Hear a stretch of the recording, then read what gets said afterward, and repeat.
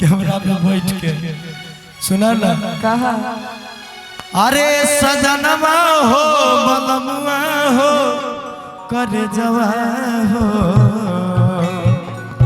ए हो राजा किरेल गरिया धराइना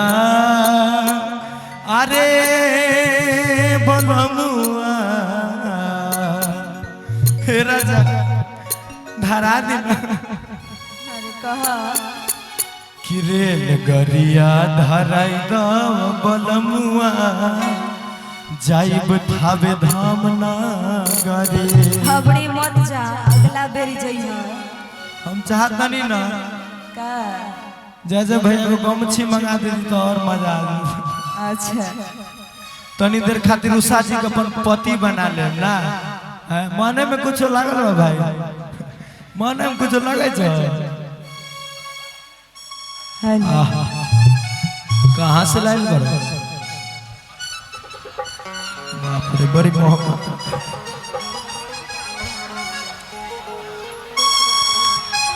तनी हल्ला कर दो हो भैया क्या बात है जी एकदम से लग रहा है नई नवेली मतलब दुल्हन के तरह आ जाइए रेल गरिया धराई द बलमुआ जाइब थाबे धाम न गरे रेल गरिया धराई द बलमुआ जाइब थाबे धाम न गरे धाम नगरी हो थाबे धाम नगरी धाम नगरी हो थाबे धाम नगरी सुनी ना का हो हे राजा जी का तनी धरा दीना न त एगो टिकटो कटवा दी अरे ना हो हाथ में एको गो पैसा कौड़ी नहीं के अभी रेल गरिया धराई न बलमुआ जाइब थाबे धाम न गरे रेल गरिया धराई न बलमुआ जाइब थाबे धाम न गरे अरे वाह जियो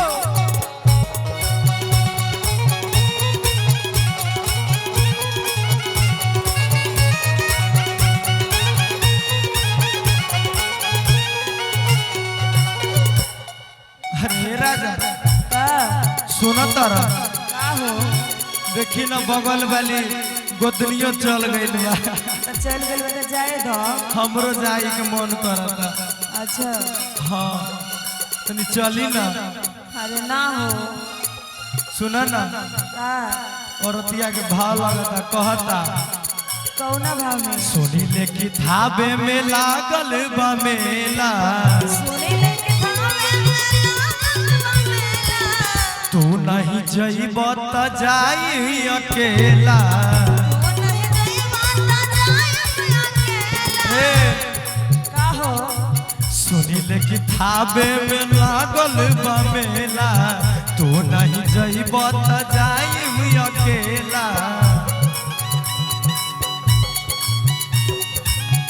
सुना ना का अगर तू ना जइब तो कुंदन भैया हम अकेले चल जाए ठीक बा नु अपना देवरे के साथ को के चल जाए ना अब देवर ई सब में काम ना आए तो कथी में काम आए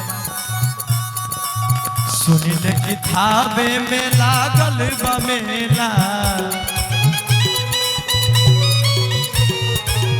तू नहीं जइब त जाई अकेला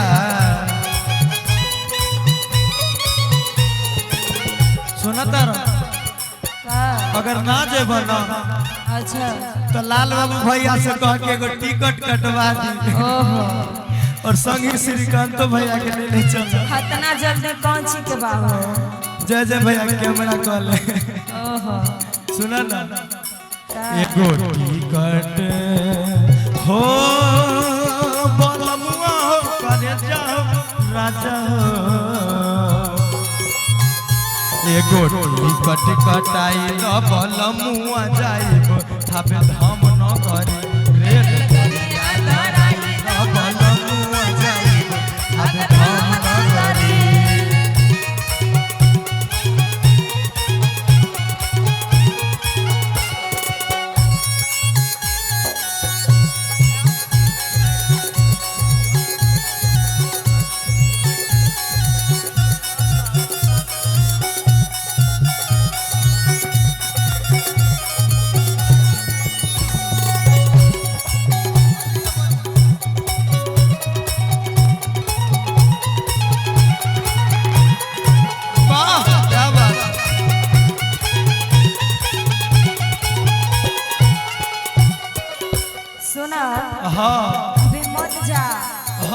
अकेले जेबा हाँ। तो भूतला जेबे वहाँ पे।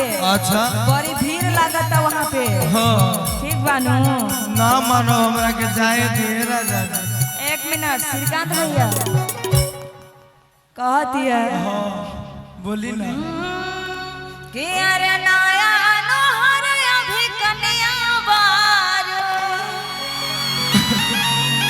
रवा ऐसे कह मैहर जाए के काहे जिद करतारू।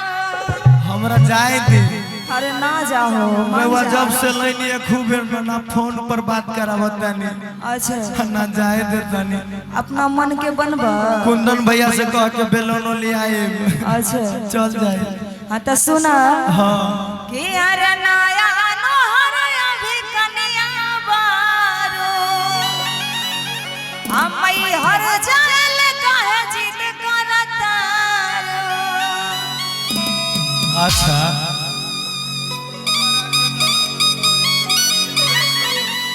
कि अरे हमारा के धराए रानी अच्छा आ झूठा होके परेशानी में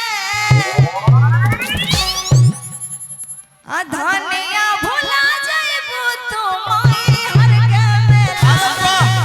रानिया भुला जाइबू तू मैहर के मेला में। नया नोहर अभी कन्या बारू मैहर जाए ले काहे जिद करतारू। नया नोहर अभी कन्या बारू मैहर जाए ले काहे जिद करतारू। झूठा होके धरावा तारी हमरा के मस्तानी में। एहो रानिया भुला जाइबा तू मैहर के मेला में। रानिया भुला जाइबा तू मैहर के मेला में। एक मिनट सुना भूतला जेबा अकेले मत जा। ठीक बानू। अच्छा हाँ रउआ जो जाता नहीं हम तो भैया का बता इनकर खेला आधी आधी रात में अच्छा हम कितनो मना करीला ना फिर भी ना मानिली ओहो तनी गो सुनावा तनी अब देखिए इनकर खेला का कि सैया मत जा तू सूते दलानी में ओहो अगिया लागल बा हमरी जवानी में क्या बात है जी। झूठा होके डलबुए गोरी आ झूठा होके झमेला में ओहो औ साजी भुला जइबू धाम के मेला में औ साजी भुला आया नहर अभी कनिया बारू हर जाए के कहे जिद करतारू आया नहर अभी कनिया बारू हर जाए के कहे जिद करतारू झूठा होके डलबू गोरी झूठा होके डलबू गोरी झूठा होके झमेला में झमेला में झमेला धनिया अरे उ साजी भुला जइबू थाबे धाम के मेला रानिया भुला जाइबू तू थावे धाम के मेला में। क्या बात है जी। जय हो।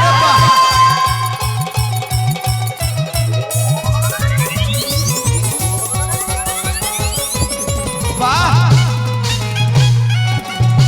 क्या बात है।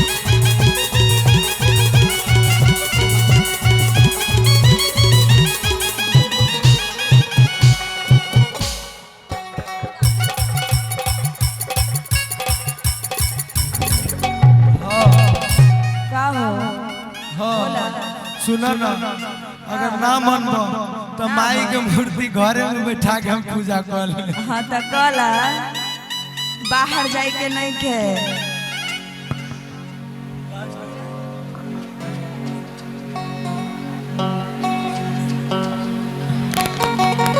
सुनता रह आज जो तू नौकरी करता रह अच्छा माइये के देन बानू ओहो हाँ उन्हीं के कृपा से तारा नौकरी लागल बा भूल गइल हाँ हाँ। अरे वो नहीं के कृपा से लागल तोहरा नौकरी। अच्छा नहीं तो माथे पढ़ोत राजा टोकरी। वो नहीं के कृपा से लागल तोहरा नौकरी। नहीं तो धोता राजा माथे पटोकरी। एगो चुनरी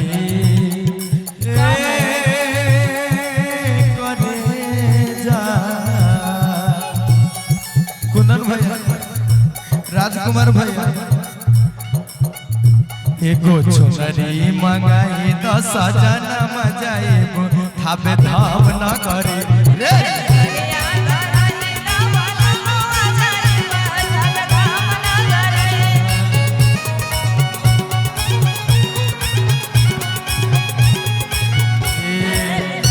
नगरी हो थावे धाम नगरी। धाम नगरी हो थावे धाम नगरी रे।